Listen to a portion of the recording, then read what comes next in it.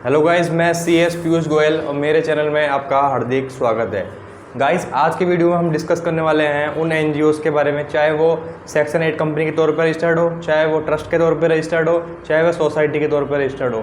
अगर वो section 80G and 12 लेकर रजिस्ट्रेशन लेना चाहते हैं, इसके रिगार्डिंग आज हम डिस्कस करेंगे कि इसको लेने के लिए अंदर क्या क्या एलिजिबिलिटी है, क्या क्या इसके अंदर डॉक्यूमेंट्स लगने वाले हैं, इसके अंदर क्या टाइम प्रोसेस है, कितने दिनों के अंदर सेक्शन 80G एंड 12 का रजिस्ट्रेशन जो है मिल जाता है, और इसके अंदर जो फीस है वो क्या आती है, और इसके अंदर क्या गवर्नमेंट डिपार्टमेंट में विजिट करना पड़ता है या विदाउट विजिट जो है हमें सेक्शन 80G एंड 12 का रजिस्ट्रेशन जो है मिल जाता है या नहीं मिलता।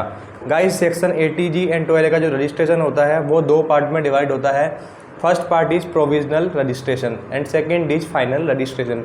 क्या होता है, जब भी हम सेक्शन 80G एंड 12 का रजिस्ट्रेशन जो है अप्लाई करते हैं तो हमें वो पहले प्रोविजनल बेसिस पर जो है इनकम टैक्स डिपार्टमेंट इशू करता है, और प्रोविजनल बेसिस पर जो इशू करने का रीज़न होता है वो ये होता है कि NGO जो जिस एक्टिविटी को करने के लिए बना है वो प्रॉपर तरीके से वो एक्टिविटी कर रहा है या नहीं कर रहा। अगर कुछ टाइम पीरियड के बाद जब आप फाइनल रजिस्ट्रेशन के लिए अप्लाई करते हैं, अगर इनकम टैक्स डिपार्टमेंट को लगता है कि जो आप जिस पर्पज़ के लिए NGO आपने बनाया था उस पर्पज़ के लिए NGO वर्क कर रहा है, तो उस केस के अंदर जो है फाइनल रजिस्ट्रेशन का सर्टिफिकेट जो है उन NGOs को दे दिया जाता है। बेसिकली जो सेक्शन 12A होता है एंड 80G होता है, हम उसका पहले फर्स्ट पार्ट के अंदर जो है पर्पस समझेंगे, एंड सेकंड पार्ट के अंदर हम प्रैक्टिकल प्रोसेस देखेंगे कि किस प्रकार से जो है सेक्शन 12A एंड 80G को हमें जो है इनकम टैक्स की साइड से अप्लाई करना है, और अप्लाई ही इस तरीके से करना है कि जो आपको रजिस्ट्रेशन है वो इजीली मिल जाए, ना कि आपको इस तरीके से करना है कि आप जल्दी फल्दी में कोई भी काम करके जो है रजिस्ट्रेशन आपको ना मिले। तो हमको प्रैक्टिकल प्रोसेस समझेंगे। मैंने काफ़ी सारे सेक्शन 80G एंड 12 के जो है रजिस्ट्रेशन करवाए हैं NGO के, और वो इजीली मिल गए चुके हैं, क्योंकि रीज़न बीइंग उसके पीछे ये होता है कि जो भी हम फाइल करते हैं वो एक उसके पीछे एक प्रोफेशनल एक्सपर्टाइज होता है। ठीक है गाइस, तो सबसे पहला हम जानेंगे सेक्शन 12A। सेक्शन 12A का जो बेसिक पर्पस होता है वो ये होता है, जो भी NGO है, जो भी चैरिटेबल ऑर्गेनाइजेशन है, रिलीजियस ऑर्गेनाइजेशन है, सेक्शन 8 कंपनी है, जब रजिस्टर्ड हो जाते हैं सेक्शन 12A के तहत, तो इनको क्या होता है, जो भी डोनेशन वगैरह इनको मिलती है तो वो क्या है, इनको एग्जम्प्ट हो जाती है, उन पर इनको इनकम टैक्स देने की रिक्वायरमेंट नहीं होती। इस पर्पज़ के लिए जो है 12A का रजिस्ट्रेशन लिया जाता है। एंड सेक्शन 80G का रजिस्ट्रेशन इसलिए लिया जाता है जो डोनेशन देना चाह रहा है पर्सन, उसको क्या है इनकम टैक्स के अंदर जब वो अपनी ITR वगैरह भरेगा तो उसको छूट मिल सके। अगर उसको कोई भी छूट नहीं मिलेगी इनकम टैक्स के अंदर तो कोई भी पर्सन जो है NGOs को डोनेशन नहीं देगा। अब गाइस, सेकंड बात ये आती है कि ये जो सेक्शन 80G एंड 12 का रजिस्ट्रेशन करने के लिए क्या क्या डॉक्यूमेंट जो है हमें लगने वाले हैं। गाइस, सेक्शन 80G एंड 12 का रजिस्ट्रेशन करने के लिए हमें इनकम टैक्स की वेबसाइट से फॉर्म 10A जो है फाइल करना होगा। फॉर्म 10A के माध्यम से जो है सेक्शन 80G एंड 12 का रजिस्ट्रेशन किया जाता है। उसके बाद हमें उसके लिए चाहिए होगा जो ऑर्गेनाइजेशन है, जो भी आपका NGO है उसका पैन कार्ड। इसके अलावा जो भी ट्रस्ट डीड है या कोई भी सर्टिफिकेट, जो कि रजिस्ट्रेशन सर्टिफिकेट हो सकता है, वो चाहिए होगा। इसके अलावा जो भी यूटिलिटी बिल्स होंगे ऑर्गेनाइजेशन के वो चाहिए होंगे। इसके अलावा जो डोनर्स की लिस्ट होगी उनके एड्रेस के साथ एंड पैन के साथ वो चाहिए होगी। इसके अलावा अगर बुक्स एंड अकाउंट्स अगर मेंटेन अभी करने स्टार्ट कर दिए हैं तो वो चाहिए होंगे।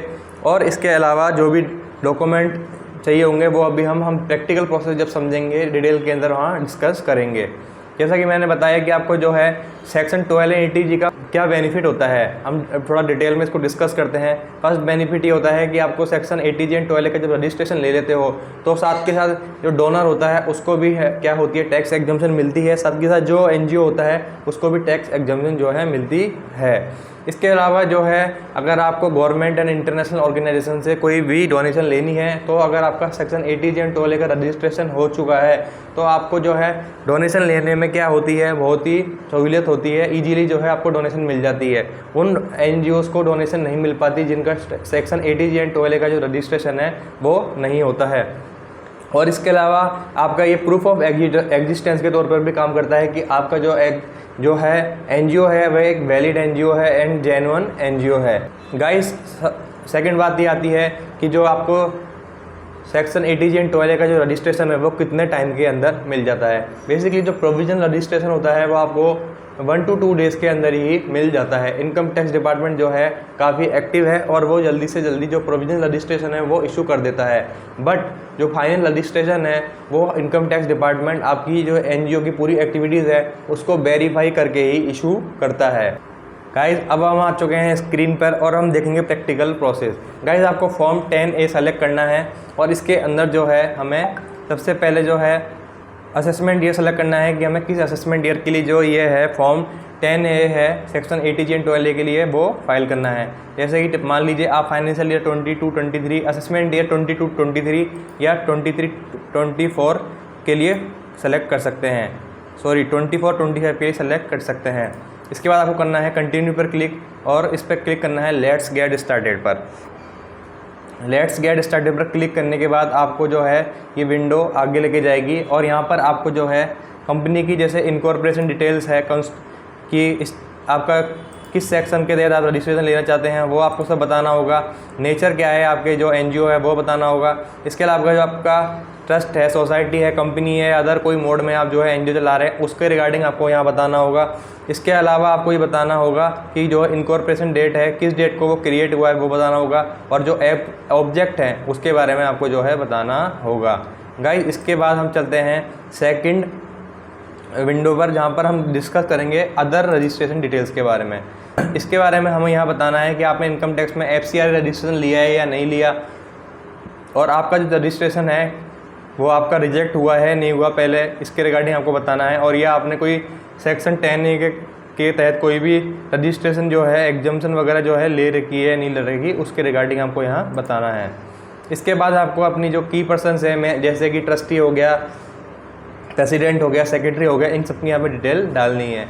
इसके बाद आपको यहाँ पर असेट्स एंड लायबिलिटीज़ की डिटेल डालनी है, यहाँ पर इनकम की डिटेल्स डालनी है, जो भी एक्टिविटीज़ है उसकी डिटेल डालनी है। वेरिफिकेशन करके अटैचमेंट लगा के आपको यहाँ पर प्रीव्यू देख के सबमिट करना है। गाइस फिर भी अगर आपको जो है सेक्शन 80G एंड 12A के रजिस्ट्रेशन में कोई भी दिक्कत आ रही है तो आप हमसे जो 16 पे नंबर चल रहे हैं उस पर हमसे संपर्क कर सकते हैं और आप हमसे कमेंट करके भी पूछ सकते हैं। और आपको वीडियो अच्छा लगे तो आप सब्सक्राइब भी कर सकते हैं। Thank you.